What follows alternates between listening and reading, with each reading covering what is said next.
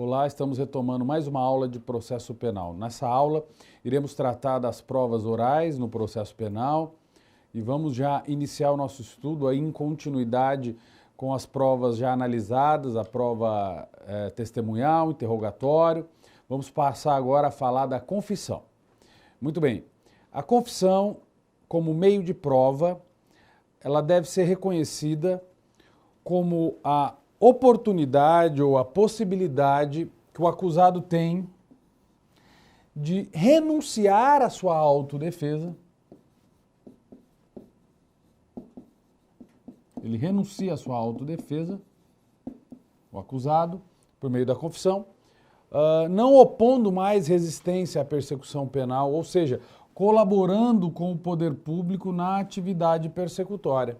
Então lembre-se que a confissão é um meio de prova em que o acusado apresenta todas as informações de que tem conhecimento, de forma fidedigna, sem se opor à acusação que lhe é apresentada.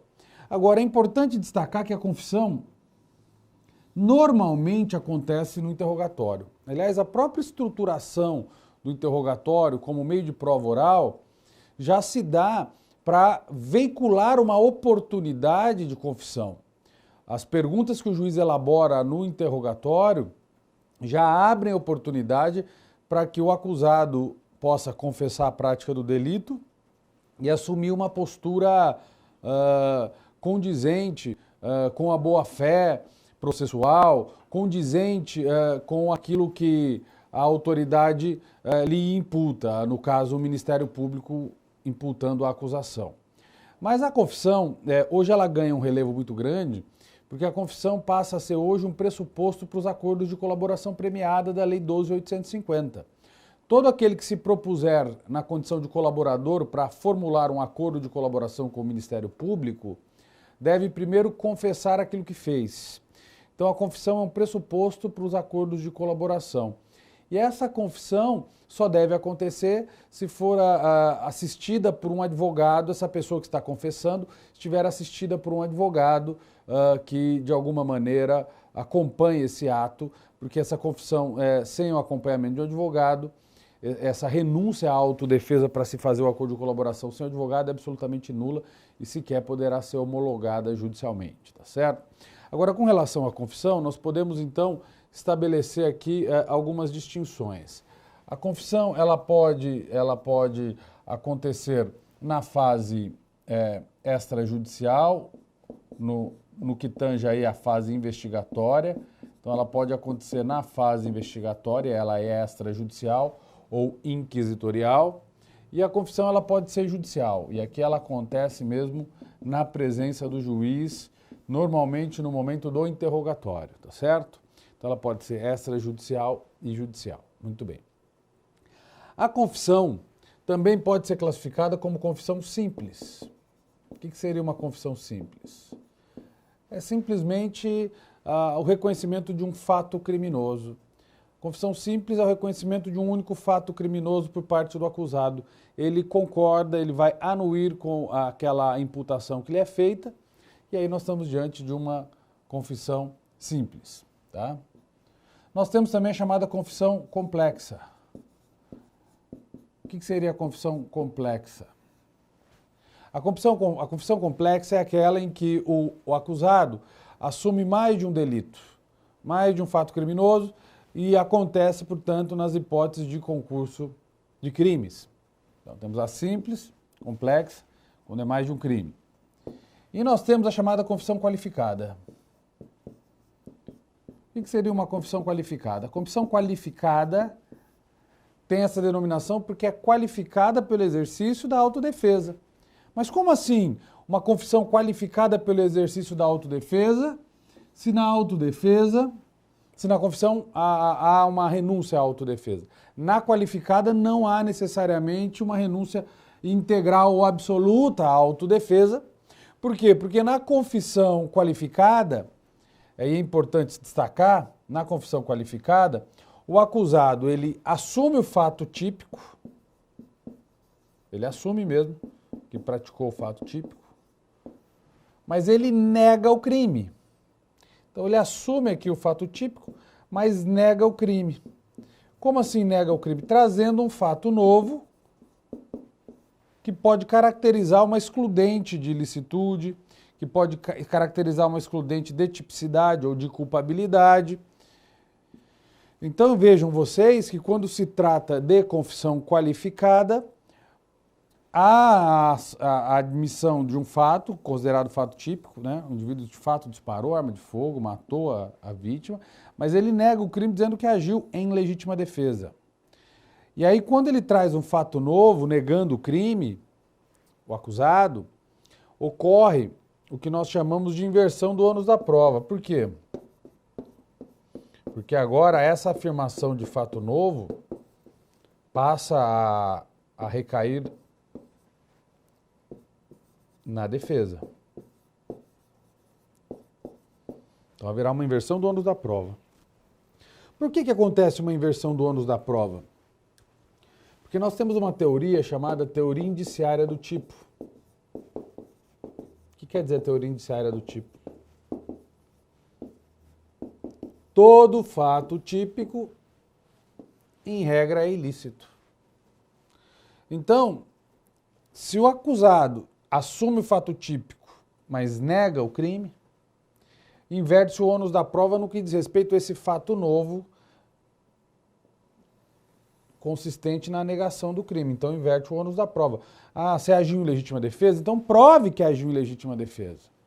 Você vai ter que provar que agiu em legítima defesa. Haverá uma inversão do ônus da prova em desfavor do acusado, na hipótese de confissão qualificada. Ela é qualificada pela autodefesa, mas o fato novo que caracteriza essa autodefesa acaba sendo um fato que deve ser comprovado, que deve ser evidenciado e demonstrado pelo próprio acusado. Haverá então aí o que nós chamamos de inversão do ônus da prova por conta da teoria indiciária do tipo, ou seja, todo fato típico em regra é ilícito. E se todo fato típico em regra é ilícito, se você está assumindo o fato típico, a rigor você estaria também assumindo a ilicitude. Mas se você está negando a ilicitude, então que prove.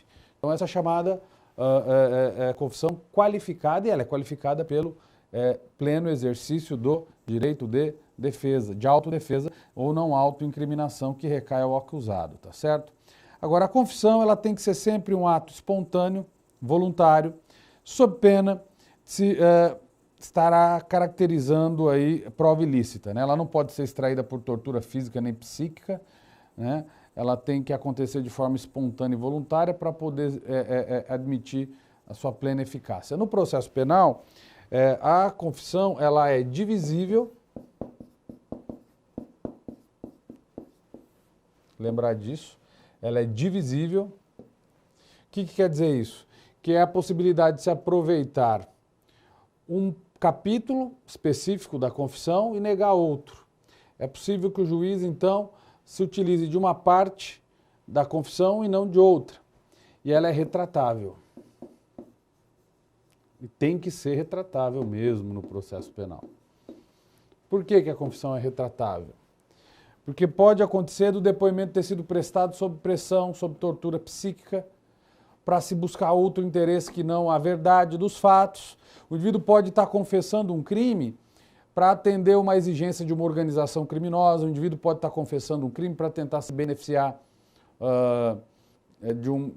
de alguma benesse legal, como, por exemplo, crime continuado, ou pode também estar confessando um crime que não praticou para beneficiar uma pessoa que gosta e que não quer ver sendo incriminada. Então, a confissão pode ser um mecanismo de manipulação da persecução penal, por isso ela comporta divisibilidade, comporta retratabilidade, para que haja uma adequação da produção probatória na busca da verdade real. E vejam que a confissão, por muito tempo foi chamada de rainha das provas, mas não é mais considerada rainha das provas, por conta justamente do fato dela poder ser uma válvula de escape para manipular a persecução penal. Vejam que até existe um crime contra a administração da justiça, que é o crime de autoacusação falsa de delito. O indivíduo se autoacusa na prática de um crime, confessa um crime que ele não praticou, e isso representa um delito também, porque você estaria criando aí um desvirtuamento na aplicação do direito penal, tá certo? Vamos seguindo então, na próxima prova oral, nós vamos falar agora então da chamada declarações do ofendido. declarações do ofendido também é prova oral, tal como é o interrogatório, tal como é a confissão, tal como é a prova testemunhal, tá?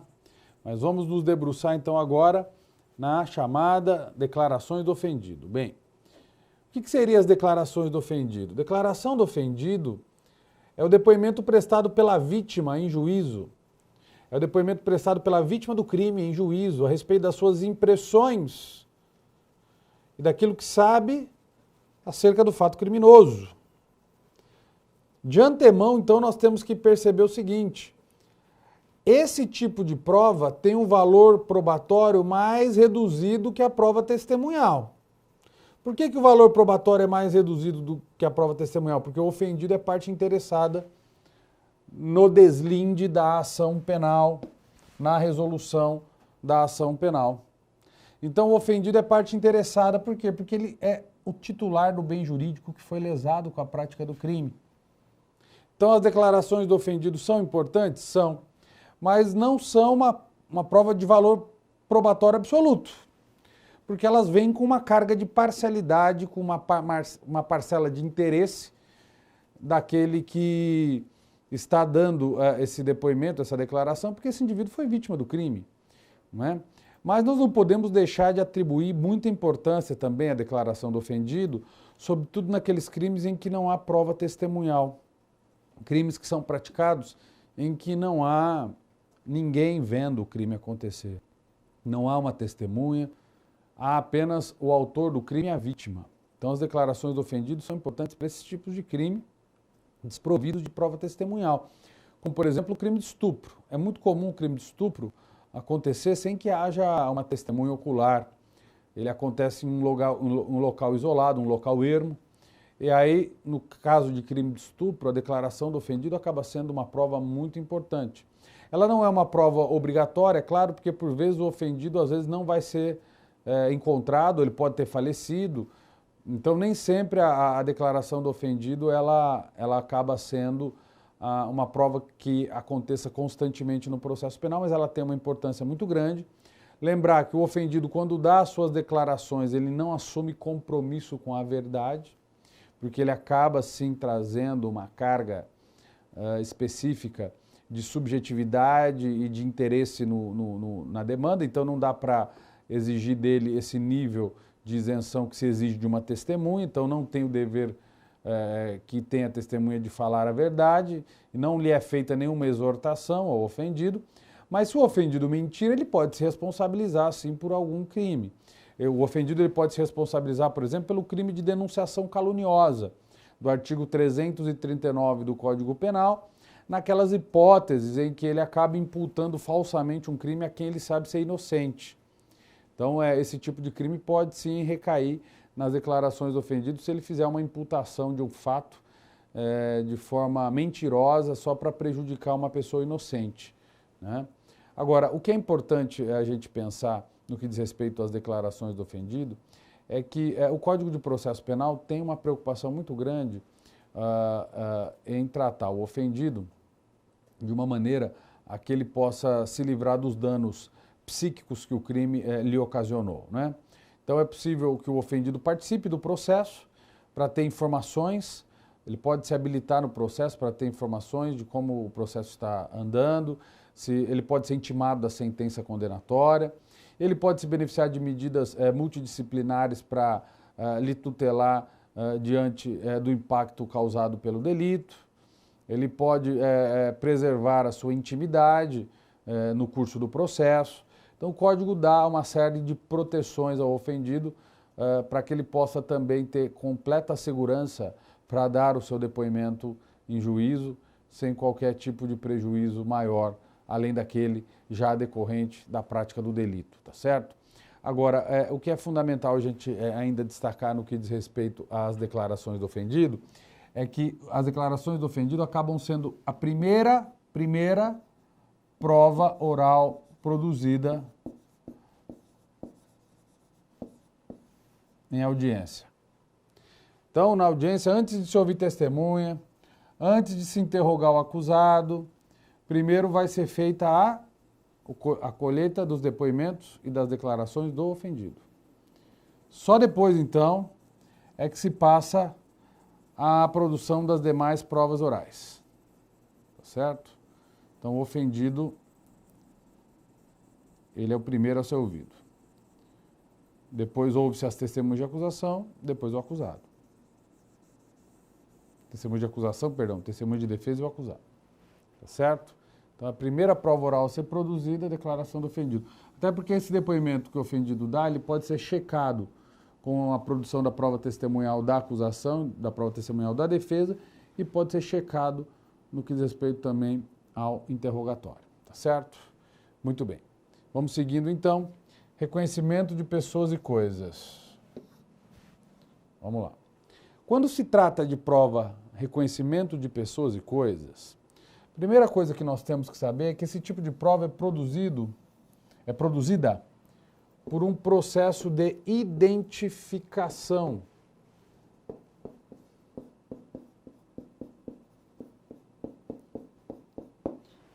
Por um processo de identificação de indivíduos, de pessoas e de objetos, de coisas. E esse processo de identificação é feita pelo sujeito da prova. Quem que é o sujeito da prova? Aqui. O reconhecedor. Quem que é o reconhecedor? É alguém que tem uma informação a dar. Alguém que tem uma informação a dar que vai ser submetida a uma análise, a um cotejo de dados. Então, a figura do reconhecedor é o sujeito da prova. É alguém que já tem uma informação e que vai poder dar essa informação na medida em que ela é submetida a uma confrontação. Na verdade, o que significa identificar? Identificar é diferenciar, extremar uma coisa, um objeto das demais, dando-lhe as características que lhe são peculiares. Bem, como que é feito o reconhecimento de pessoas e coisas? Primeiro detalhe importante é que o reconhecimento de pessoas e coisas ele é feito por meio de um auto de reconhecimento, em que se relata toda a diligência a ser levada a efeito pelo reconhecedor e pela autoridade que está acompanhando essa diligência. Muito bem. Esse auto de reconhecimento, ele se inicia com algumas informações iniciais que são dadas pelo reconhecedor. O reconhecedor vai dar alguns parâmetros, algumas informações iniciais a respeito do fato, do objeto ou da pessoa que ele vai ter que se reportar. Vejam que o reconhecedor não é testemunha, porque ele não relata um acontecimento. Ele transfere uma informação com relação a um banco de dados que ele já possui, que ele já tem, que ele já conhece, certo? Por já ter vivenciado alguma situação, ele vai realizar esse reconhecimento. Tá? Então, inicialmente ele vai dar algumas informações, vai descrever, por exemplo, o autor do fato, que ele supõe ser o autor do fato, até para que tenha um parâmetro de simetria e de aproximação e identificação desse objeto ou dessa pessoa. Tá? E aí, a partir daí, então, é feito esse auto de reconhecimento. Como que é a técnica de reconhecimento? A pessoa é colocada juntamente com as demais que lhe são parecidas, que lhe são semelhantes. E aí o reconhecedor vai poder ver essas pessoas e dizer quem que é aquela que seria, porventura, a autora do crime. Então ele vai apontar qual daquelas pessoas. O reconhecedor vai ficar numa sala onde ele não é visto, mas pode ver aqueles que são reconhecidos, tá certo? Então vai ter uma sala adaptada só para se fazer essa atividade do reconhecimento, tá bem? Isso acontece não só com pessoas, mas com coisas. Então, o reconhecedor pode identificar uma arma do crime, pode identificar qualquer objeto que tenha relação ao fato criminoso e que a informação venha a ser relevante. E o que é importante dizer é que nós temos também o reconhecimento fotográfico. Pode ser apresentado um banco de dados com fotografias, né? E o reconhecimento fotográfico é equiparado ao reconhecimento de coisas, em que pese se dê informação sobre pessoas, reconhecimento de coisas. Quando é feito o reconhecimento de um cadáver também, para identificar a vítima de um crime, esse reconhecimento é de coisa, óbvio, porque é o cadáver não é mais a pessoa. Então é um reconhecimento de coisa e não de pessoa, tá certo? Feito o auto de reconhecimento e dadas as informações e as impressões fornecidas pelo reconhecedor, o que acontece a partir daí? É lavrado integralmente o auto de reconhecimento e é importante que vocês saibam, esse auto de reconhecimento só tem validade probatória, eficácia probatória, se houver a assinatura de 2 testemunhas fedatárias que acompanharam a realização dessa diligência probatória.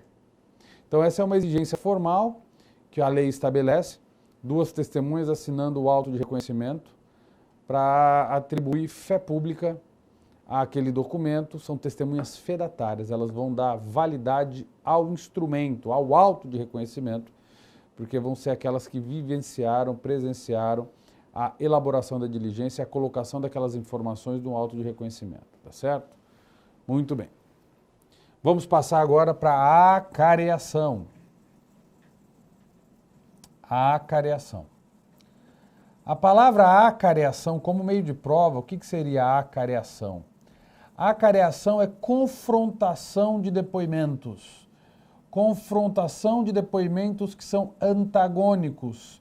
Confrontação de depoimentos que se contrapõem um ao outro. Então, a acareação é um meio de prova utilizado para dirimir dúvidas e divergências entre depoimentos prestados de maneira contraditória, de maneira antagônica. E a acareação nem sempre ela é utilizada porque muitas vezes as questões se resolvem mesmo no momento em que o depoimento é prestado, as dúvidas são sanadas, mas se houver depoimentos divergentes, a certeza que se tem é que alguém está mentindo. A certeza que se tem é que alguns dos depoentes estão mentindo.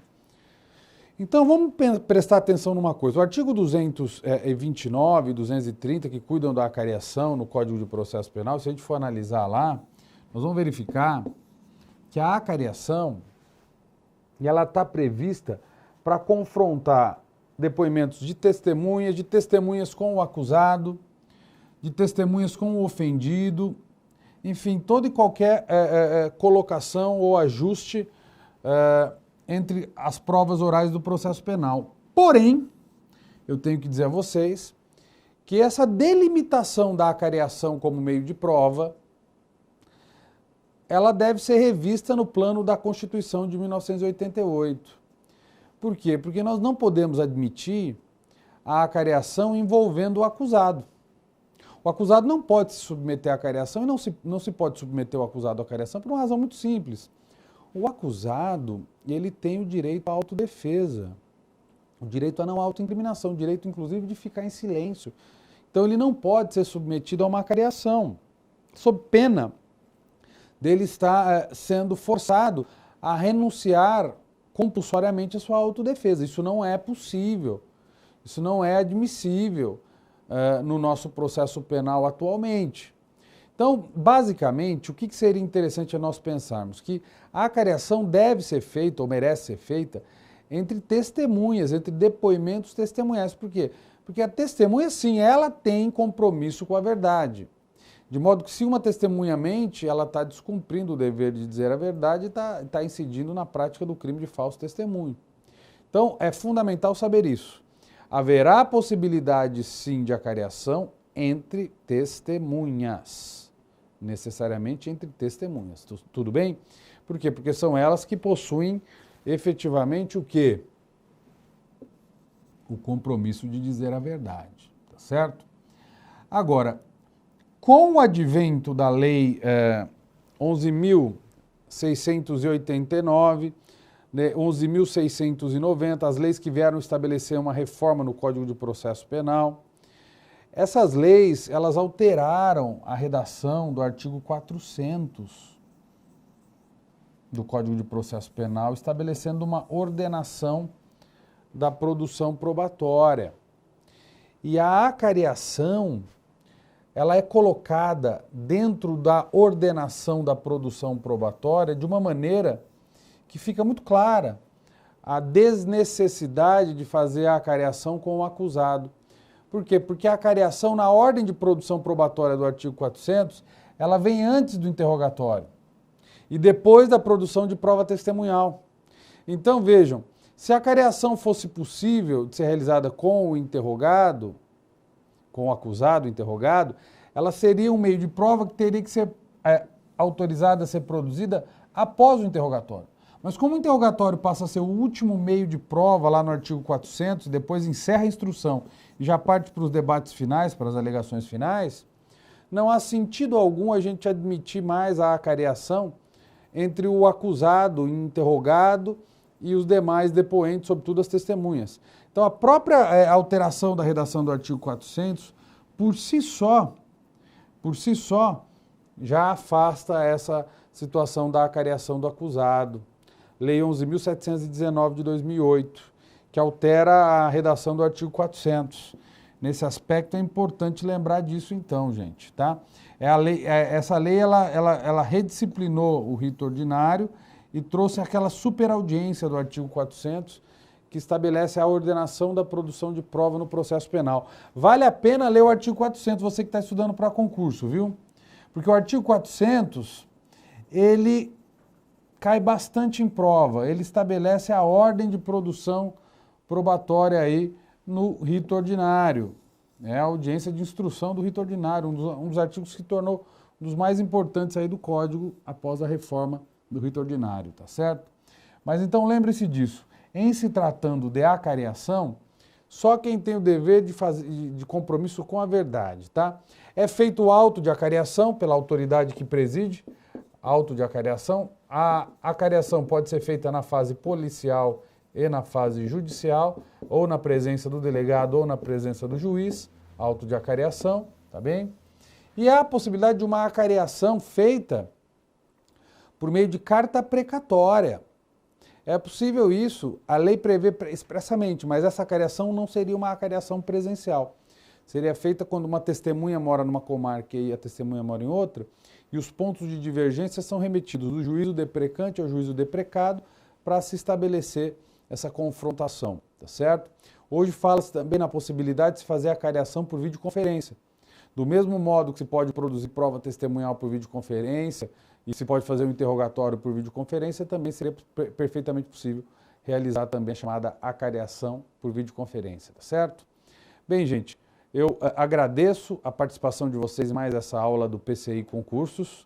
Vamos continuar nos nossos estudos, seguindo nas aulas que virão adiante. Muito obrigado, boa sorte, sucesso nos estudos.